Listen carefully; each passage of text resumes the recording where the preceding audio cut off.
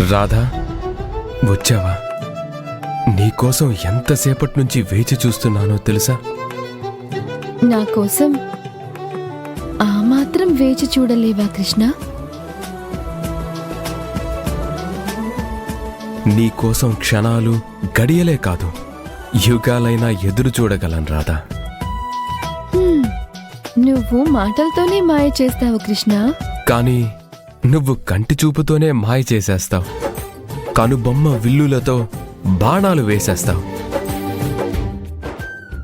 నా హృదయం నిండా ప్రేమామృతాన్ని నింపేస్తావు.